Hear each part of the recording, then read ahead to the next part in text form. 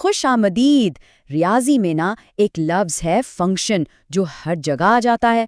सुनने में थोड़ा मुश्किल लगता है ना, पर आज हम मिलकर इस कॉन्सेप्ट को बिल्कुल आसान बनाने वाले हैं। तो चले शुरू करते हैं।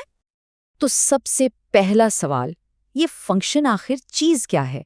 सोच लें कि ये रियाजी की दुनिया का एक बुनियादी स्तून है, एक बिल्डिंग ब्लॉक की तरह। और अगर इसे समझ लिया तो समझें कैलकुलस से लेकर कंप्यूटर प्रोग्रामिंग तक बहुत से दरवाजे खुल जाते हैं। फंक्शन को समझने के लिए बस एक सबसे ज़रूरी उसूल याद रखना है। हर इनपुट का यानी x का सिर्फ और सिर्फ एक ही आउटपुट हो सकता है। दूसरे अल्फाज में x खुद को दोहरा नहीं सकता। बस यही फंक्शन की पूरी कहानी का सबसे अहम उसूल है। अब हर फंक्शन के ना दो अहम हिस्से होते हैं। वो सारी वैल्यूज़ जो हम फंक्शन में डालते हैं, यानी हमारे इनपुट्स, उन्हें कहते हैं डोमेन। और उन इनपुट्स के बदले जो वैल्यूज़ हमें मिलती हैं, यानी हमारे आउटपुट्स, वो कहलाती हैं रेंज। बहुत आसान। इनपुट की दुनिया डोमेन, आउटपुट की दुनिया रेंज। ठीक है, तो बुनियादी तारीफ तो वाज़े हो गई। अब थोड़ा आगे बढ़ते हैं और देखते हैं कि फंक्शंस की मुख्तलिफ किस्में कौन सी हैं। हम शुरुआत करेंगे सबसे आम यानी अलजेब्रिक एक्साम से। ये टेबल देखें, कितना साफ फर्क बता रहा है। सबसे पहले है लीनियर फंक्शन, जिसमें x की सबसे बड़ी पावर 1 होती है। इसका ग्राफ हमेशा एक सीधी लकीर बनता है। फिर है क्वाड्रेटिक, यहाँ x की पावर 2 हो जाती है, जिससे एक यू शेप का कर्व बनता है, जैसे हवा में उछाली गई गेंद का रास्ता। और आखिर में है कांस्टेंट फंक्शन। इसमें x होता ही नहीं, इसकी वैल्यू हमेशा एक जैसी रहती है, चाहे कुछ भी हो। चलें, अब एक थोड़ा एडवांस्ड लेकिन बहुत अहम कॉन्सेप्ट देखते हैं, कॉम्पोजिट फंक्शन। इसका मतलब है फंक्शन के अंदर फंक्शन। घबराए नहीं, ये बहुत दिलचस्प है। कॉम्पोजिट फंक्शन को समझने का सबसे अच्छा तरीका ये मिसाल है। फर्ज करें एक फंक्शन f है जो बेटे का बाप से रिश्ता बताता है, और दूसरा फंक्शन g है जो बाप का दादा से रिश्ता बताता है। तो कॉम्पोजिट फंक्शन क्या करेगा? वो सीधा बेटे का दादा से रिश्ता बता देगा। तो टेक्निकल ज़बान में कंपोजिट फंक्शन यही करता है। ये एक फंक्शन के आउटपुट को लेता है और उसे दूसरे फंक्शन का इनपुट बना देता है, जिससे सेट A से सेट C तक एक नया सीधा रास्ता बन जाता है। ये दो कदमों को एक ही कदम में मिलाने जैसा है। चलें, थ्योरी बहुत हो गई। अब वक्त है ये देखने का कि ये सब कुछ अमली तौर पर कैसे काम करता है। हम एक आम इम्तिहानी सवाल लेंगे और उसे कदम ब कदम हल करेंगे। तो ये है हमारा फंक्शन। क्योंकि इसमें x की सबसे बड़ी पावर 3 है, तो ये एक क्यूबिक फंक्शन है।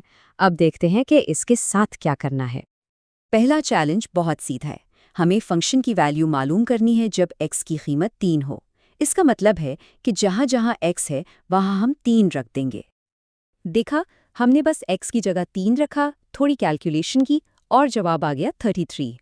तो याद रखने वाली बात यह है कि किसी भी फंक्शन की वैल्यू मालूम करने का मतलब सिर्फ दी गई इनपुट वैल्यू को x की जगह रखना और हल करना है।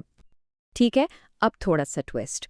इस बार इनपुट एक फ्रैक्शन है, लेकिन उसूल वही रहेगा। जहां x है वहां 3/2 रख दें। हाँ, फ्रैक्शंस की वजह से कैलकुलेशन थोड़ी पेचीदा हो सकती हैं, लेकिन बुनियादी अमल बिल्कुल वही है। x की जगह 3/2 रखने और एहतियात से हल करने के बाद हमारा जवाब आता है -21/8। और अब आखिरी और सबसे दिलचस्प चैलेंज। इस बार हमें x की जगह एक पूरी एक्सप्रेशन यानी 1 - x रखनी है। इसके लिए हमें थोड़ा अलजेब्रा इस्तेमाल करना पड़ेगा। इस सवाल को हल करने के लिए हमें अलजेब्रा के ये दो बुनियादी फॉर्मूले इस्तेमाल करने होंगे।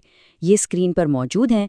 ये हमें 1 - x³ और 1 - x² को खोलने में मदद देंगे। ये थोड़ा लंबा लग सकता है, इसलिए हम इस अमल को इन 4 मरहलों में तोड़ते हैं। पहला कदम, फंक्शन में हर x की जगह 1 - x रखना। दूसरा कदम, पिछली स्लाइड वाले फार्मूलों का इस्तेमाल करके टर्म्स को खोलना। तीसरा कदम, हर खुली हुई टर्म को उसके असल कोएफिशिएंट से ज़र्ब देना। और चौथा और आखिरी मरहला, तमाम एक जैसी टर्म्स को इकट्ठा करके हतमी जवाब निकालना। इन चारों अलजब्राई मराहिल से एहतियात से गुजरने के बाद जब हम सब कुछ आसान करते हैं तो ये हमारा हतमी जवाब है। हमने कामयाबी से एक पेचीदा इनपुट के लिए भी फंक्शन को हल कर लिया है। तो आज की पूरी बात का निचोड़ क्या है? 3 अहम बातें याद रखनी हैं। नंबर 1, फंक्शन का उसूल है एक इनपुट एक आउटपुट। नंबर 2, फंक्शन को हल करने का मतलब सिर्फ इनपुट वैल्यू को x की जगह रखना है। और नंबर 3, ये उसूल हर किस्म के इनपुट के लिए काम करता है, चाहे वो सादा हो या पेचीदा। और आखिर में एक सवाल सोचने के लिए, फंक्शन का ये तस्वुर रियाजी में और कहाँ-कहाँ इस्तेमाल होता है? फिजिक्स से लेकर कंप्यूटर साइंस तक इसकी एप्लीकेशंस हर जगह हैं। इसके बारे में सोचें और सीखने का ये सफ़र जारी रखें।